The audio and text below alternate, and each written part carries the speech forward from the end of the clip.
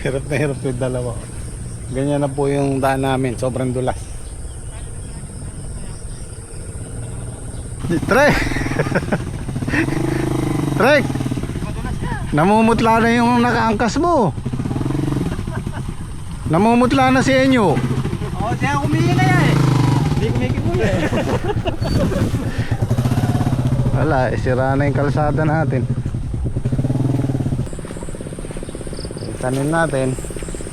Still surviving. May makina. Yung naghihitid kami ng tubig niyan sa gawin dulot gitna. Pang 4 days nang umaandar yung makina niyan. Pati upo maganda ang presyo ngayon. Kaya lang yung gawing gitna tsaka yung dulo medyo ano na, groggy na. Sobrang babad na sa tubig. Pang 7 pitas bukas yan. Sayang, dami pa naman sana. Pinakamataas na pitas dyan ano, 40 bundle. Okay na sana yung panahon kahapon, sumisikat-sikat na yung araw eh. Kaya lang yung bagyo kasi, lalo na isa si Emong yata, parang gusto pang bumalik dahil naghihilahan sila. Meron silang tinatawag na Fujiwara effect. Si Dante malayo na eh. Kaya lang inihila niya si Emong, kaya si Emong gusto pang bumalik sa gawing Ilocos.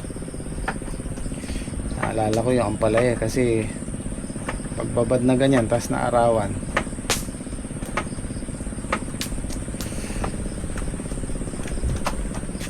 huwag naman sana.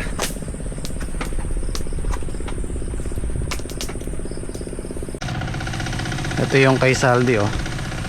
Ayan, mag-uumpisa ng mabunot yan. Hinila na niya patulak doon. Wala pa yung load sa taas ha. Dito pa lang yan sa gilid. So kailangan na ito maagapan to. Lalo na sulukan to. Kung may load yan sa taas, bunot na yan. Ito pa yung isa kong inaalala. Itong tapunan namin ng tubig, mapuno-puno na. Pag napuno yan, aabutan tong kay Saldi. Kasi medyo mababa na to hanggang siguro sa 2, 3, 4, 5. Limang bukawin na yan aabutan. Kasi pag ganun niya, pababa na yan. Kaya ginawa namin, tinutukan ni Saldi kahapon ng makina. Tinapon na dun sa talungan. Yung talong wala nang pag-asa yun. So dun tayo nagtapon dahil dun ang may tatapunan ng tubig. Ito hindi na pwedeng tapunan. Actually yan ang hinihitit namin para hindi lang mapuno dito. Buti na lang yung mga water pump natin eh medyo matibay, pwedeng pang 24 hours na umaandar. Oh, mabubunot na yan. Dito pa naman yung bigat niyan, yung sulukan na yan.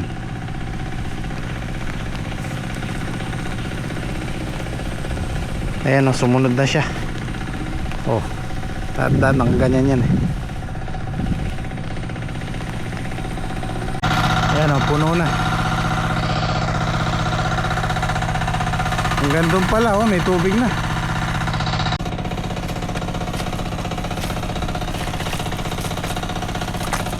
Ayan, oh, may tubig na. Ito guys, yung hindi namin natatamnan na to, nasa 1 hektarya to mahigit.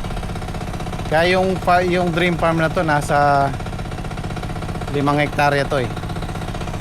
Itong 1 hektarya na to, ito yung pinakamababa. Ayan, puno na ng tubig oh. Palaksan na namin dyan pag tagaraw, okra. Sa tagulan di pwede, hindi mapapakinabangan. So yan po yung lilimasin natin. Actually hindi naman natin na ano yun, hindi naman natin patutuyin. Ibig sabihin wag lang umapaw, para lang maisalba yung ampalaya ni Saldi tsaka yung sa amin.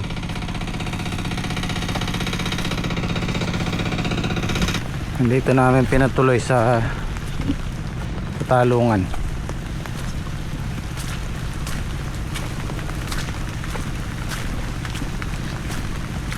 Ito yung ampalaya ni Kuya Fortune. Siguro isang pitasan pa to. Nakaano naman sila, 14 pitas. Yan, pwede pa yan, nakakasimot-simot pa, pang 14 pitas.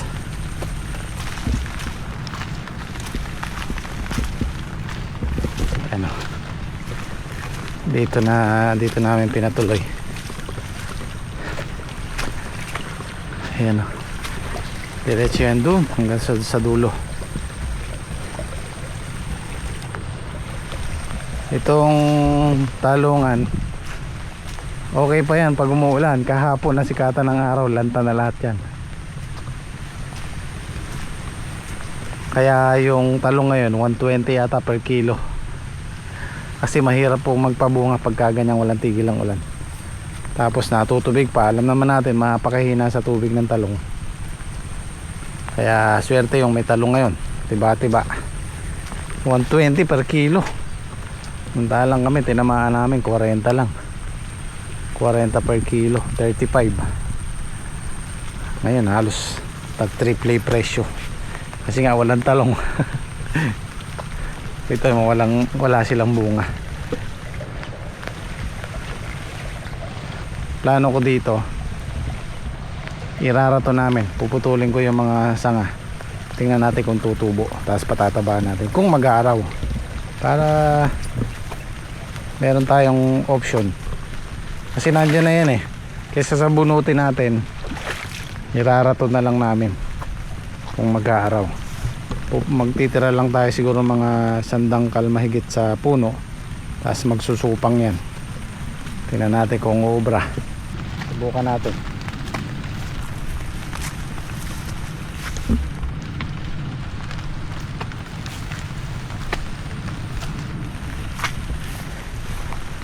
Ayan, yung gawing mababa, ayan, dilaw na sila.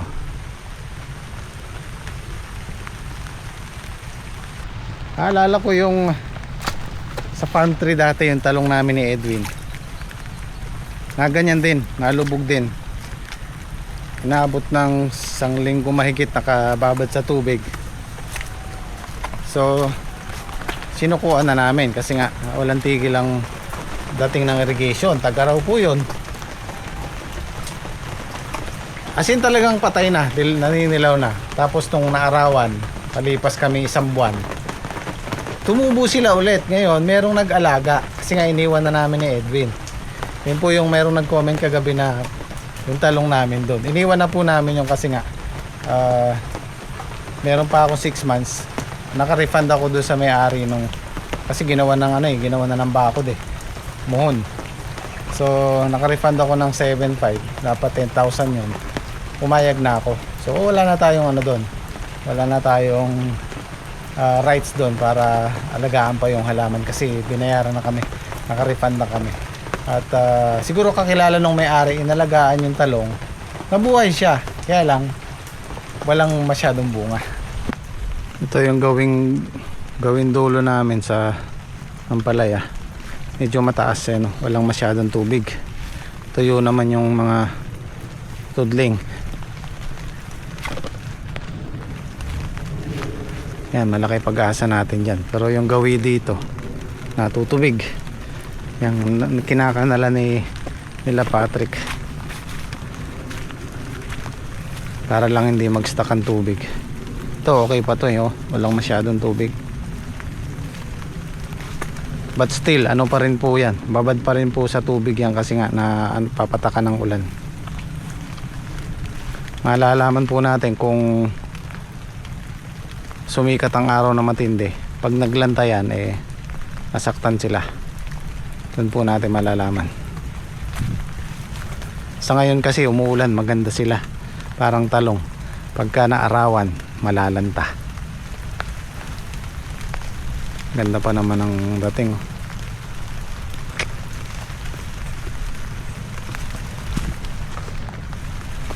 Ito po yung sinasabi ko, pag kalamidad, wala tayong magagawa, hindi natin kontrolado.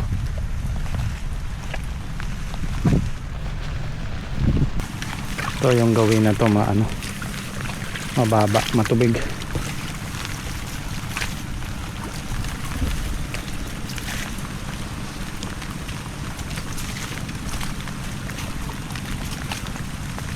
Tara Trek, almusal muna tayo. Ang dahil bunga kaya lang panliit. Dahil nga kulang sa pataba. Dami na sa gitna oh. Mangyayari niyan, puro segunda.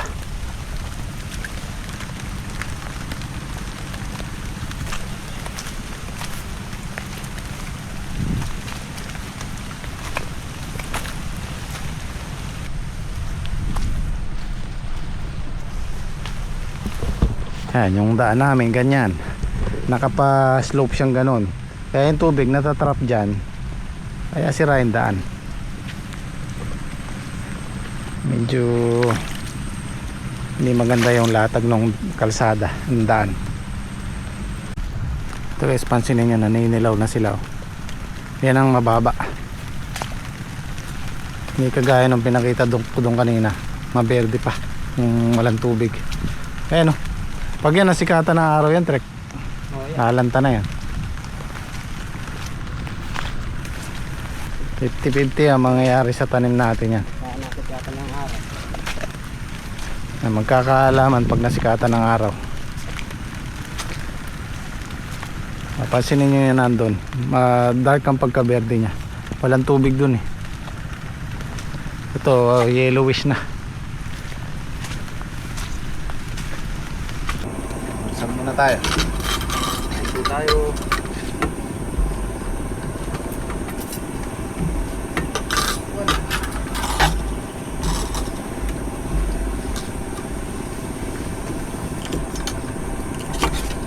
May lang iya kaka.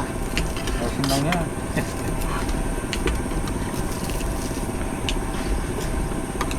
Palitan muna natin yung kano kay Saldi. Nahirap na yun, baka sumunod eh. Hindi natin mahabol yun.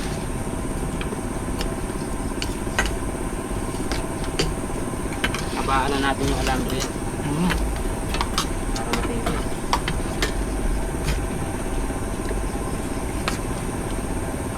Kailangan doblein na lang natin. Sulukan pa naman.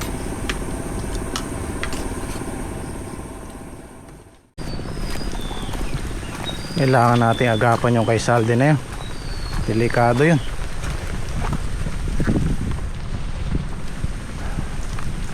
Matibay-tibay.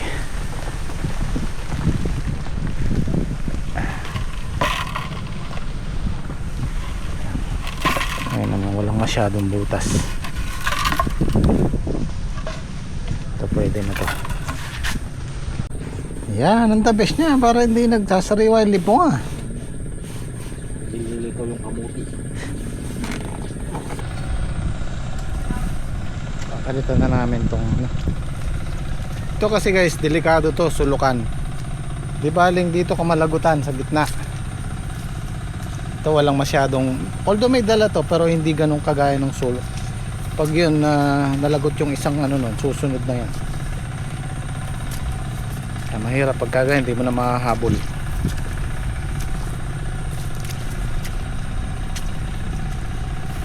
Ito wala pang masyadong hilaw kasi wala pang load sa taas.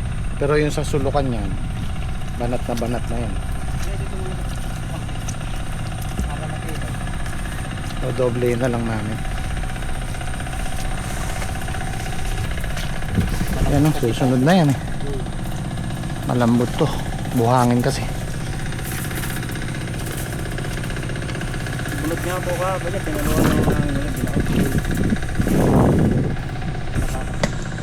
Para magigit mo nga ako. Kaya lang makakain.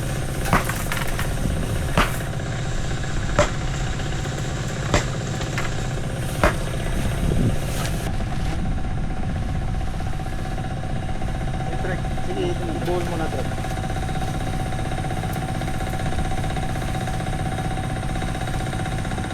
Ano lang natin ito. Balik mo ya, parang. Ano? Balik mo ya. Sige. Doble mo na Trek.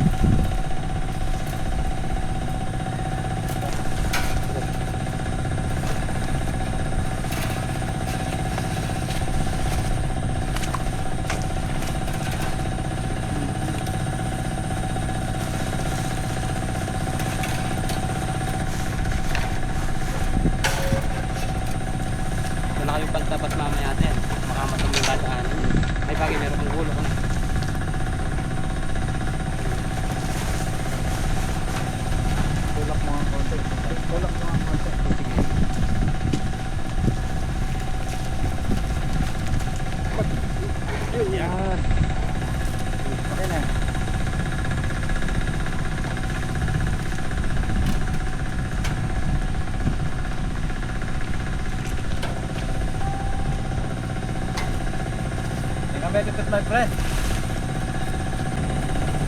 Sige, dahan lang. Tingnan natin.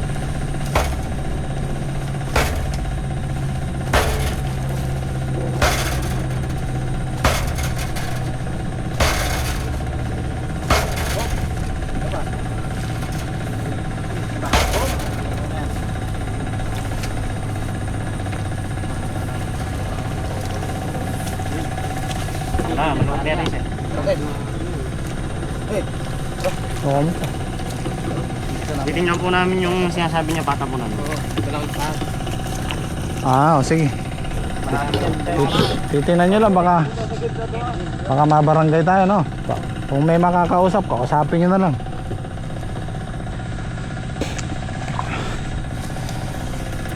Paano, may laban na yan. Ito, susunod na to eh. Oh, wala nang ano to, wala nang puwersa to. Bubunutin na lang niya.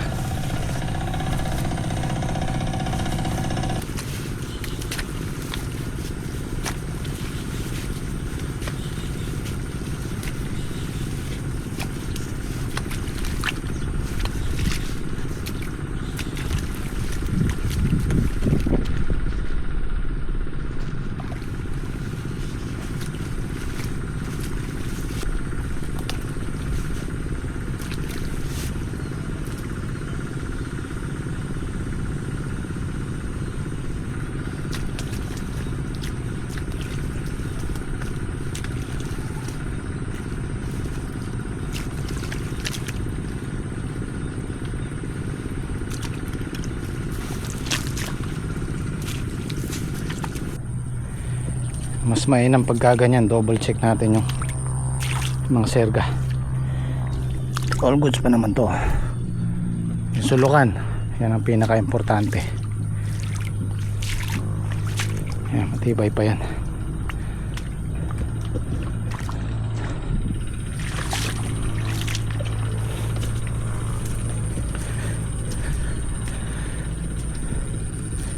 Ito okay pa to.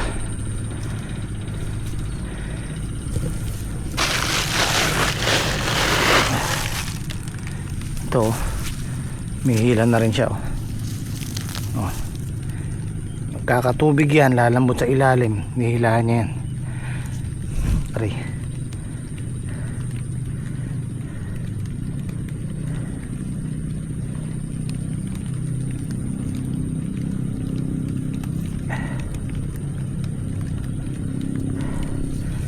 Ayan o, unti-unti nang lumuluwang yung ilalim niya. Pag nagka-load pa yan sa taas, hihilahan niya pa yan. So kailangan nito ibaon pa. Ibaon pa hanggang dito. O kaya doblehin na natin para sigurado.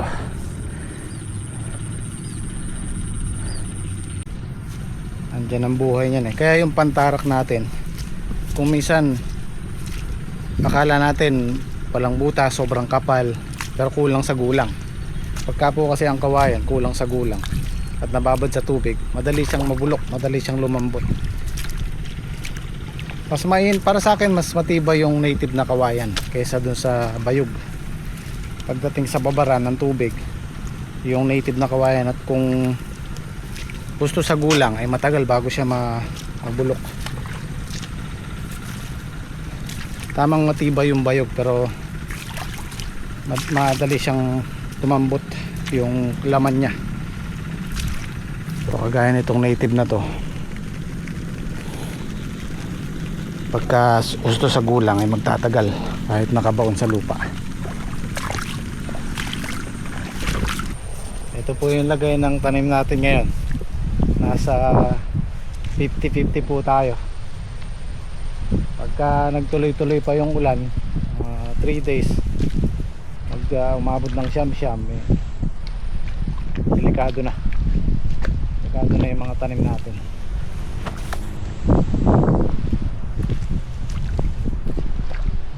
Sa ngayon may chance pa tayo, pero wag naman sanang tumagal pa yung ulan.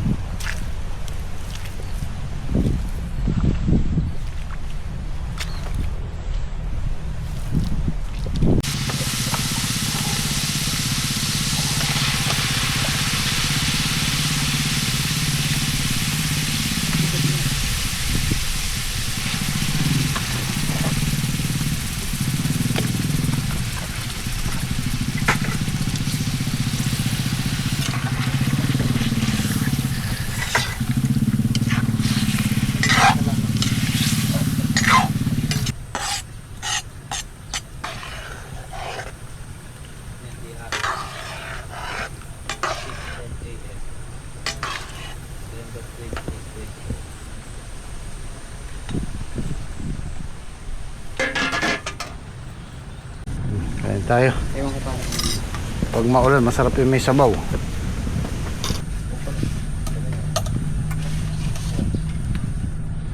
Eh, dami naman na. Masali naman yung dinis. May okra oh. Tinang yung buhay niya. Sarap ang okra. Tingnan mo lang, baka mapagkamalan mo okra ay sili.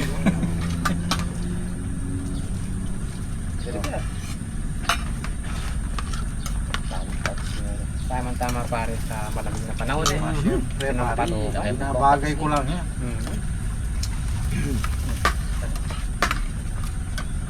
Napakasya ka. Para saya. Hindi, sakto lang. Nagano ako ng dito. Tapos kayo.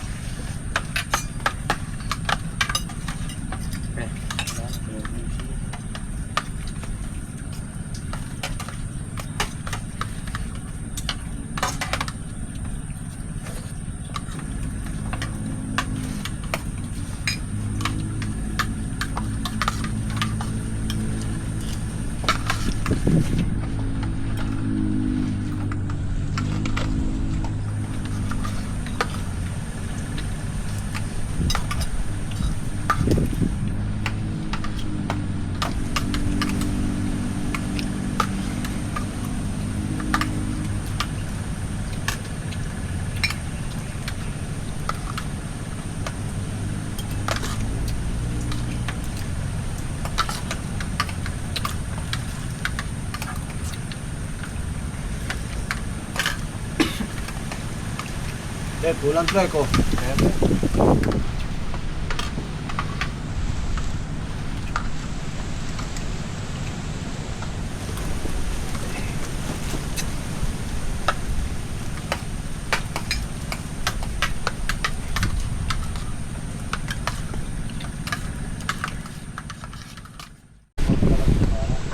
Ang lakas ng hangin. Signal number 1 po kami dito sa Nueva Ecija.